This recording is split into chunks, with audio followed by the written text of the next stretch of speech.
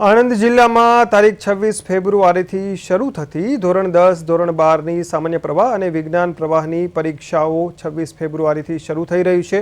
18 માર્ચે આ પરીક્ષાઓ પૂર્ણ થશે। ત્યારે જિલ્લા શિક્ષણ અધિકારી ડોક્ટર અર્ચનાબેન પ્રજાપતિએ જણાવ્યું કે આણંદ જિલ્લા કલેક્ટર પ્રવીણ ચૌધરીના માર્ગદર્શન હેઠળ વિદ્યાર્થીઓ શાંતિપૂર્ણ વાતાવરણમાં પરીક્ષા આપી શકે તે માટે સુચારું આયોજન કરવામાં આવ્યું છે।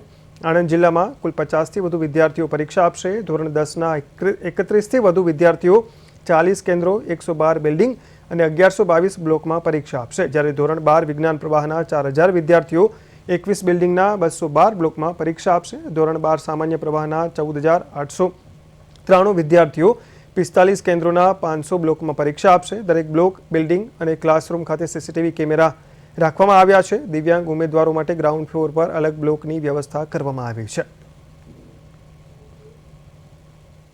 જ્યારે ગુજરાત માધ્યમિક અને ઉચ્ચતર માધ્યમિક શિક્ષણ બોર્ડ તારીખ 26મીથી બોર્ડની એક્ઝામ લેવા જઈ રહ્યું છે, ત્યારે આણંદ જિલ્લામાં કુલ 50,966 વિદ્યાર્થીઓ પરીક્ષા આપવાના છે, જેમાં 66 કેન્દ્રો, 178 બિલ્ડિંગ અને 1834 બ્લોકમાં તમામ વ્યવસ્થા સુચારુપૂર્ણ રીતે કરવામાં આવેલ છે। જિલ્લાના જે બાળકો છે અને વાલીઓ છે તેને પરીક્ષા સંદર્ભે જ્યારે કોઈ મુશ્કેલી હોય અને માર્ગદર્શનની જરૂરિયાત હોય તો સવારે 7થી રાત્રે 8 વાગ્યા સુધીનો એક કંટ્રોલ રૂમ પણ શરૂ કરવામાં આવ્યો છે, જેનો નંબર છે 02692 264 153। જે નંબર ઉપર કોલ કરવાથી બાળકને કે વાલીને કે કોઈને પણ જે પરીક્ષા સંદર્ભિત જે કંઈ પણ માર્ગદર્શન જોઈતું હશે એ પૂરું પાડવામાં આવનાર છે।